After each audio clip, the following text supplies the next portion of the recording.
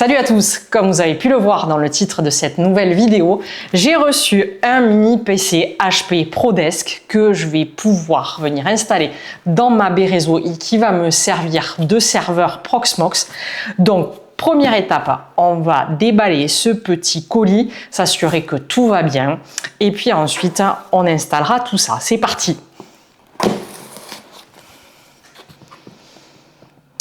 Alors, je l'ai commandé sur Back Market, donc c'est un PC reconditionné, puisque les PC de cette gamme-là d'origine, ça coûte plutôt bonbon. Donc là, je crois que je m'en suis sorti pour 350 €. Alors que sur du neuf, ça coûte dans les 1500 balles quand même. Voilà. On y est. Ok. Donc, Back Market qui m'a envoyé ça. Plutôt bien conditionné. Est-ce que j'ai le prix ici? Voilà. 349 €. Ils m'ont même livré une petite souris avec. Ok. Donc, on a ce mini PC. Je vais peut-être virer la boîte maintenant. Hop. Il y a juste la lime dans la boîte. Donc, c'est un Core i5, comme on peut le voir là-dessus, 2 GHz, il me semble. Est-ce que j'ai d'autres specs sur la petite facture? Ouais, j'ai d'autres specs. C'est un HP ProDesk 600 G6. Core i5 2 GHz, un SSD de 512 et 16 Go de RAM. Ce qui va être intéressant, je vais voir si je peux l'ouvrir de suite, c'est de savoir si... j'ai toutes les références là-dessus. C'est de savoir... Ah non, c'est un Elite Desk. Ok, je l'avais acheté pour un ProDesk. Ok, bon. Écoutez, ça va être de savoir s'il y a une ou deux barrettes de RAM. Là, ils me disent 256 Go. Donc, je vais quand même assez rapidement démarrer tout ça parce que c'est pas vraiment la référence que j'ai achetée. Là, c'est un 800 G6. Avec 256 Go de disque. Je vais voir si je peux l'ouvrir rapidement. Hop, en tout cas, pour du reconditionné, il est super propre. Hop, j'enlève la petite vis. Là, hop, ça s'ouvre comme ceci. Donc, qu'est-ce qu'on y a dedans? Un peu de poussière, normal. Un disque SATA de 480 Go, donc ok, ça c'est à peu près ce que j'avais commandé. Bon, 512, 480, ça me choque pas. Par contre, je ne sais pas du tout comment on accède aux barrettes mémoire. Je vais regarder les specs. Mais ça m'a l'air quand même très très correct pour du reconditionné. Est-ce qu'on a les barrettes là-dessous? Peut-être. Est-ce que j'arrive à voir? Pas vraiment. Bon, je vais essayer d'ouvrir tout ça et de suite je vais y pousser un Ubuntu dessus, histoire de voir que ça répond bien aux installations. L'étape suivante, ça va être de concevoir le petit support en impression 3D. J'ai déjà trouvé des supports qui conviennent à des G5 et qui, a priori, seraient également conçus pour des G6. Donc, on va voir si tout ça fonctionne. Et on se retrouve juste après pour l'impression 3D. Puis pour l'installation très très rapide du Proxmox. Je ne vais pas rentrer peut-être trop dans les détails, je vais aller assez vite sur l'install du Proxmox. Et ensuite, on va l'installer dans la baie réseau, le câblé en réseau. Juste lui définir son adresse IP pour être tranquille. Et puis après, l'idée, c'est de pouvoir prendre la main dessus à distance sur le Proxmox et y bricoler ces petites machines virtuelles. Allez, on se retrouve juste après pour l'impression 3D. Alors sur le plan précédent, j'ai complètement foiré de faire la prise de vue depuis le dessus. Donc je vous montre ce que je viens de voir, c'est-à-dire que le petit ventilateur ici, il va venir se soulever tout simplement comme ceci. Il est monté sur un petit axe rotatif ici et ça nous permet de voir qu'il n'y a qu'une seule barrette de 16 Go au lieu de 2 barrettes de 8 Go, ce qui m'arrange plutôt bien parce que je ne vais pas être obligé d'acheter 2 barrettes de 16 Go s'il y avait eu 2 barrettes de 8 Go. J'en ai déjà une, donc on a un petit chat qui vient voir, donc oui, vu que j'ai une barrette de 16 Go déjà, je vais pouvoir facilement en remettre une deuxième pour monter le tout à 32 Go et pouvoir faire tourner tout ce que j'ai envie de faire tourner de façon super confortable. Allez, on se retrouve sur le plan suivant pour la conception et l'impression du support 3D.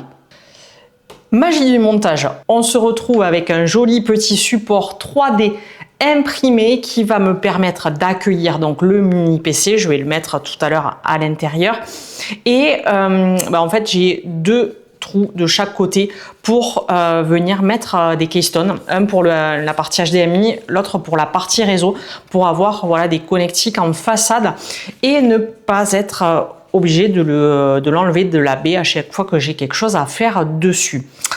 Ceci étant montré, on va regarder ce mini PC parce que quand je l'ai déballé et ouvert, j'ai remarqué qu'il y avait pas mal de poussière. Donc j'ai été chercher un petit spray dépoussiérant. On va l'ouvrir ensemble et vous allez pouvoir voir avec l'iPhone qui est ici l'intérieur de ce mini PC et le dépoussiérage. Alors je sais plus si ça s'ouvre. Ouais, voilà, vers l'avant. Hop. Donc il y a de la poussière un peu dans le ventilo. Je crois que ça serait mieux que je le mette comme ceci. Et voilà, il s'ouvre là. Donc si je vous fais un plan rapproché du ventilo, donc là il y a de la poussière dedans, il y a de la poussière là dedans. On va essayer de souffler tout ça et voir si effectivement j'arrive à un résultat plus propre. On va souffler aussi tout le mini PC tant qu'à y être pour voir si vraiment c'est un peu mieux. Et alors c'est parti. Est-ce que ça fonctionne comme ça avec un...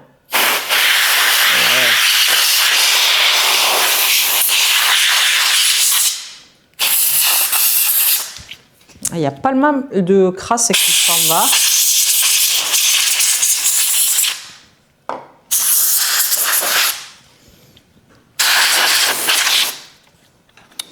Voilà, j'en profite vraiment pour faire le tour de tout. Puisque après, on voit nettement ici le résultat du soufflage. On va y en remettre un petit coup. Par là-dessous aussi. Tant qu'on y est, il n'y a pas grand chose qui sort de par là-dessous. Peut-être les ports. Les ports, est-ce qu'ils sont un peu crado? Non, pas forcément. Même pas ceux-là. De l'autre côté, est-ce qu'ils sont un peu crado? Non plus, je crois pas. C'était vraiment ce ventilo et voilà.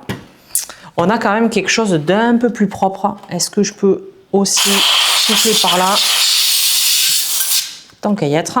Donc. Et donc, voilà à quoi ça ressemble maintenant que c'est bien plus propre. Il va pouvoir repartir pour quelques mois. L'idéal, c'est de faire un entretien quand même régulier, mais bon. Là, il sera dans la baie réseau, la baie qui est dans mon garage, donc ça fait pas de mal de temps en temps d'entretenir le matériel et de pouvoir le nettoyer. Forcément, il y a quand même la poussière qui va rentrer aussi, je pense, dans ma baie. On remonte ça. Est-ce qu'il y a de la poussière là? Non. Allez, on remonte tout ça. Et on est parti juste après pour installer un Proxmox dessus. Et une fois que j'ai le Proxmox qui sera gentiment déployé, ça sera l'occasion de faire plein d'autres petites vidéos tuto d'installation sur ce Proxmox qui sera dans ma baie réseau. Et vous pensiez que c'était terminé, moi aussi?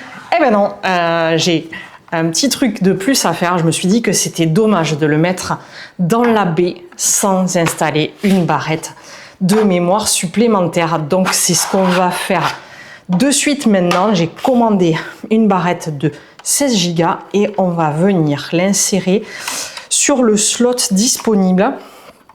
Donc on réouvre pour une énième fois la carcasse de ce petit mini PC. Hop, on va venir à nouveau soulever la partie ventilateur et on va trouver ici l'emplacement pour venir mettre une petite barrette supplémentaire. J'ouvre de suite le petit colis Amazon et on va voir. Est-ce que je peux faire sans tout arracher? Non. Donc, on va libérer cette petite barrette de 16 Go. Puisqu'en fait, voilà, je le répète, c'était cool en fait d'avoir déjà une barrette de 16 Go et non pas deux barrettes de 8. Puisque comme ça, je peux gentiment upgrader et passer à du 32 Go. Donc, si je ne me trompe pas, c'est comme ceci que va venir se mettre cette barrette ici normalement. Donc hop, on va venir d'abord en ficher au maximum et cloc, passer vers le bas. Donc 16 Go DDR4 de 2666 comme l'autre. Et donc maintenant que c'est fait, premier test, c'est d'aller voir si ça fonctionne. Puisque j'ai un Windows 11 déjà préinstallé, donc je vais juste voir si ma barrette est détectée, et j'espère, auquel cas je serai obligé de la renvoyer. Et puis après, là vraiment, on passe à l'install de Proxmox enfin. Voilà, c'est refermé, je vais de suite aller le tester. Je vous promets que cette fois-ci, ça devrait être la fin du bidouillage dans ce boîtier et qu'on va passer à la partie logicielle. On se retrouve donc pour l'installation de Proxmox sur ce mini PC. J'ai au préalable créé une clé USB bootable avec le logiciel Balena Etcher. Il me semble qu'il est disponible sur macOS, sur Windows et peut-être Linux, je ne sais plus vous dire ça. Clé USB bootable sur laquelle j'ai mis une version de Proxmox 9.1. Donc je mets ma clé bootable et en fait maintenant je vais plutôt venir filmer l'écran pour que vous puissiez voir toutes les étapes de l'installation, puisqu'en fait je ne peux pas faire de screencast sur la phase d'installation de Proxmox. On est parti, je vous montre ça de suite. Je démarre donc le mini PC et je dois sûrement avoir une touche comme F2, F12. Ok, là c'est plus intéressant. Donc on va aller sur le boot menu qui est sur F9. Ça marche, j'appuyais pas du tout sur F9. Boot menu ou BIOS Setup, ça marche. Poum, et je vais donc démarrer sur ma clé USB. Ok, donc maintenant je peux installer Proxmox. Je peux l'installer en graphique, je peux l'installer en terminal. De toute façon, même si je fais une install graphique, ensuite il n'y a pas d'interface graphique dans Proxmox, à moins que ça ait changé. Écoutez, on va voir.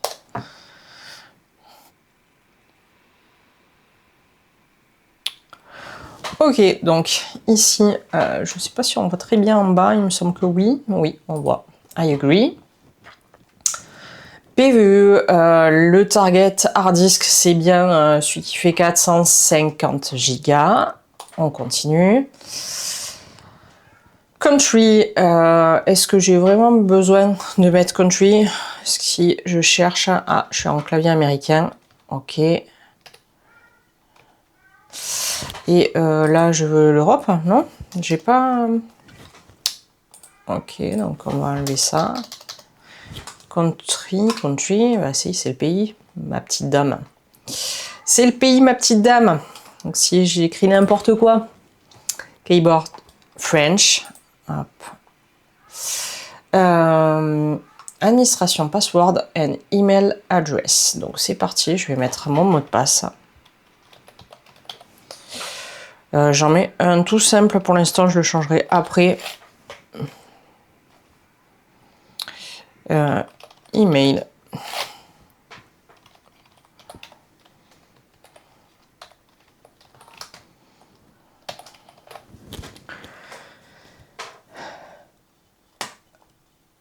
Le mot de passe, ça va pas aller parce que j'ai les instructions qui sont ici. Please use a strong password. It must be at least, donc 8 caractères de long avec une combinaison de lettres, de chiffres et de symboles.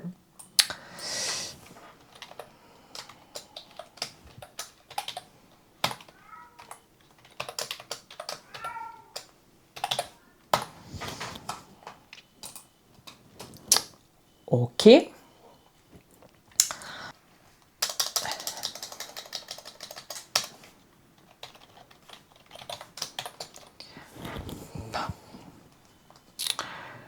Donc je dois être en un quelque chose.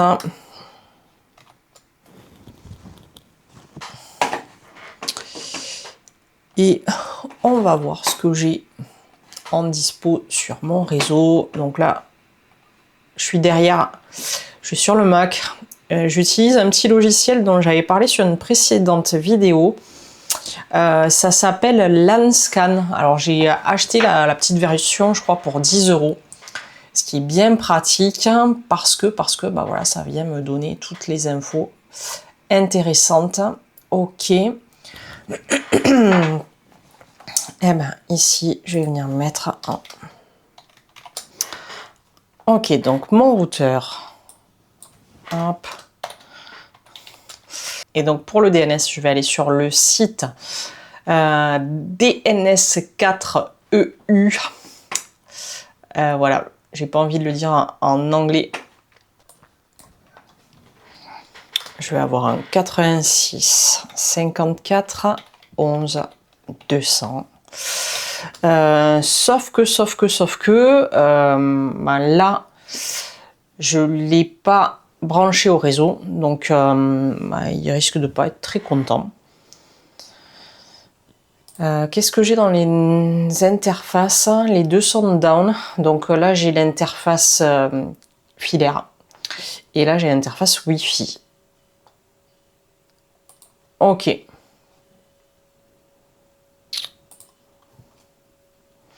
Ça c'est tout bon. Et c'est parti pour l'install. Je crois qu'il n'y a rien de plus que ça à faire. Donc je vais gentiment accélérer la procédure d'install.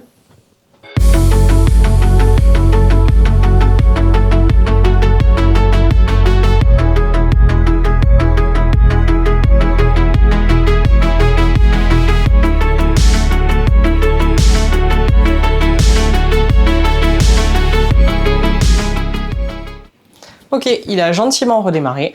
Et donc ici, normalement, je vais pouvoir me connecter.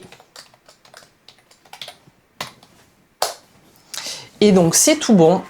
Je suis connecté à mon PVE. Je vais rapidement aller voir sur un navigateur, sur mon ordi qui est juste derrière que vous ne voyez pas, si j'arrive donc à faire quelque chose sur cette adresse. Désolé, hop, on voit plus très bien. Est-ce qu'il refait le net? Ouais, il refait le net. Je sais pas comment vous la montrer. Donc c'est ici. Et donc, si je vais sur cette adresse en HTTPS, donc ici, je vais aller sur mon ordi et je vais vous mettre une petite capture vidéo de ce que je fais sur mon ordi une fois que j'aurai atteint l'adresse qui m'intéresse. Donc, je mets l'adresse du Proxmox telle qu'elle est indiquée sur ce que je viens de vous montrer. Faites preuve de prudence, il semble y avoir un problème. Non, non, non, il n'y a pas de problème. Et je veux bien continuer vers cette adresse-là. Ok, et donc là, j'arrive sur l'interface de Proxmox. Je vais venir me connecter, on va dire French. Allez.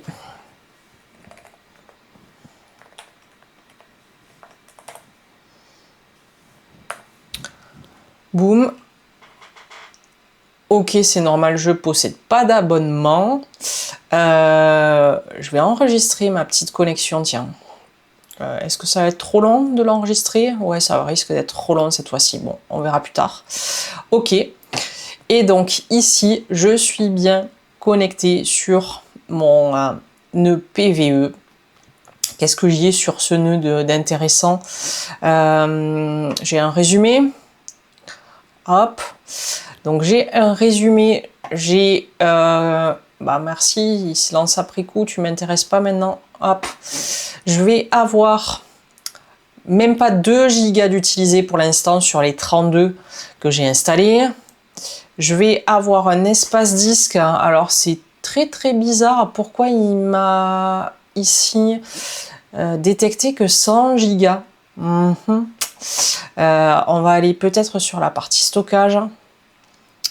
Stockage, 100 gigas de détecté. Que c'est bizarre. Bon, j'ai un petit truc à régler sur la partie stockage, très probablement, pour voir pourquoi je suis limité à 100 gigas alors qu'il avait bien vu les 450 quand même. A priori, c'est le seul petit truc qui reste à régler. Et ben voilà, maintenant on va peut-être se retrouver à nouveau dans ma baie. Donc je vais peut-être aussi me montrer un petit peu, je coupe et l'installation est donc terminée. Je vous ferai un petit retour lorsque j'installerai le mini PC dans la baie pour cette histoire d'espace de stockage qui n'est détecté qu'à hauteur de 100 Go. Il doit y avoir une explication. Peut-être que j'ai raté quelque chose pendant l'install. En tout cas, il faut que je récupère mes 450 Go. Et on se retrouve tout de suite dans la baie pour finir l'installation physique. Et ça y est, on arrive enfin à la fin. J'ai réimprimé pas mal de choses pour ça. Je vous ai fait des plans rapidement à l'iPhone et je vous montre ça de suite. Allez, je vous filme vite fait où on en est. Donc, j'ai réimprimé ceci. Puis, en fait, vu que je vais débrancher tous les câbles qui sont déjà patchés sur ce bandeau de brassage qui ne va plus me servir, pourquoi j'ai réimprimé celui que je vous ai montré? Eh bien, tout simplement parce que celui-là passe pile poil normalement. Voilà, et il va venir, du coup, cacher le bas de l'étagère. Voilà, donc je vais débrancher tous mes câbles qui arrivent sur ce bandeau et je vais les étiqueter.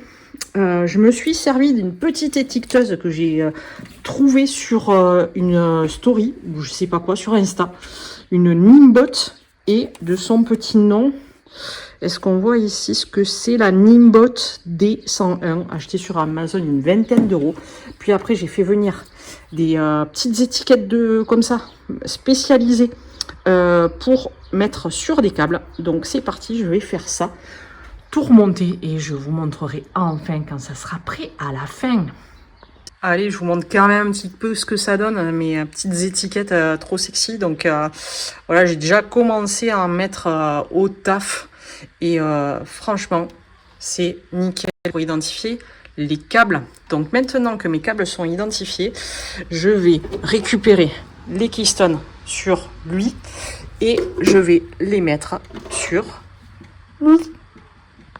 Donc voilà, vous avez vu tous ces petits trucs que j'ai pu réimprimer pour la simple et bonne raison que j'ai investi dans une petite imprimante 3D entrée de gamme Bambu Lab A1. Je me suis dit on verra bien ce que ça donne, si ça me suffit ou pas. Et ça me suffit amplement. Ça, c'était déjà imprimé. Je vous l'ai montré sur une séquence précédente. Donc, je l'ai installé pas tout à fait configuré. Je lui ai mis ces câbles, un câble réseau, un câble HDMI qui me permettra en fait de venir me connecter ce câble HDMI directement en façade et mettre un petit écran là si jamais j'ai besoin de venir sur place faire quelques petits réglages. J'ai 2 ports USB-A, un port USB-C. De la même façon, si j'ai besoin de venir brancher rapidement le clavier souris devant pour bricoler ici, ça sera possible. Voilà, je vous propose de passer au montage. J'ai déjà fait passer la ligne qui est là-dedans. Il ne reste plus que le boulonner dans la baie et ensuite le brasser sur mon switch et ça sera terminé. On vérifiera quand même sur cette fin de vidéo que j'y accède bien depuis mon ordinateur. C'est parti pour le montage dans la baie. Ok, alors j'ai pris ma petite visseuse parce que j'ai quand même dévissé pas mal de choses sur cette baie depuis un moment. C'est parti, je branche mon alim. Je vais gentiment venir mettre tout ça dans la baie. Est-ce que le câble HDMI va pas m'embêter? Bon, on va essayer de forcer un peu. Ça passe ou ça passe pas? Ça passe juste. Mais si ça passe juste, c'est que ça passe. Ok, c'est placé. On y va pour le boulonnage.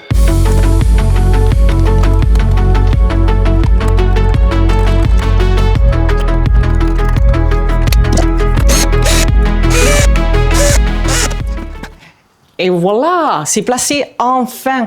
Il me reste juste à mettre un petit câble patch entre ici ma petite prise réseau en façade, un 3, ça suffit, donc un 30 cm. Hop, on y va. Donc ici, un petit câble là, ça suffit juste. Ok. Et le moment de vérité. Alors, quand même, je vais juste faire un petit truc parce que j'allais appuyer sur le bouton d'alimentation, mais j'ai mon alimentation qui est là, qui n'est pas branchée. Ça, c'est typiquement le genre de truc que je fais plein de fois. Mais pourquoi ça démarre pas? Ben, branche ton alim, ça démarrera mieux. Voilà, donc ceci étant fait, et vu que je suis une maniaque des câbles, je vais venir ici gentiment mettre un scratch. On se retrouve après. Hop là, ça y est, c'est scratché. On va mettre ça sur batterie, c'est mieux.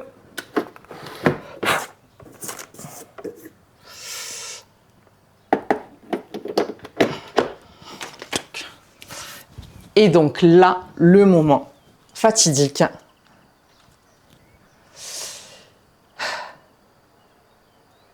Et voilà, si vous voyez, je suis pas sûre depuis là que vous voyez, donc je vais passer derrière. Oui, ça clignote. Est-ce qu'on peut voir ici depuis là que ça clignote? Je pense que oui. Voilà, il y a le petit point blanc qui clignote gentiment. Donc il démarre tout aussi gentiment. Je le laisse démarrer. Et puis, on se retrouve derrière mon écran pour juste vous montrer l'interface de Proxmox que j'ai installée dessus et clôturer cette vidéo un peu sans fin. Nous voilà donc sur mon ordi où je viens de me connecter sur l'adresse de mon Proxmox. Donc, j'ai juste fait l'install, rien de plus. On va venir se connecter ici à l'interface et venir voir ce qu'on a sur ce nœud PVE qui a été fraîchement installé. Qu'est-ce qui peut m'afficher? Ah bah là, il m'affiche pas grand chose. C'est pas très cool. Allez, si on rafraîchit un petit peu. Voilà, merci. Donc, on va aller voir pour commencer le résumé. Donc le résumé, qu'est-ce qu'on y voit d'intéressant? Eh ben, on voit que j'ai mes 32 Go de RAM qui sont bien là. Très peu d'utilisation pour l'instant, c'est normal, il n'y a rien qui tourne. Et ce qui me chiffonnait, c'était que j'avais pas tout à fait 100 gigas de disques qui étaient détectés, mais je ne sais pas comment ils se débrouillent lors de l'installation Proxmox. Le fait est que ensuite, je retrouve bien mon disque. Là, j'ai pas la totalité, mais je pense que c'est le reste, les 340 gigas. Et est-ce que je l'ai ici? Ouais, ici, je vois les 480 gigas. Il me dit que tout est utilisé, mais non, c'est pas vrai. Et donc, voilà, je l'ai ici, mon disque SSD, à 480 gigas.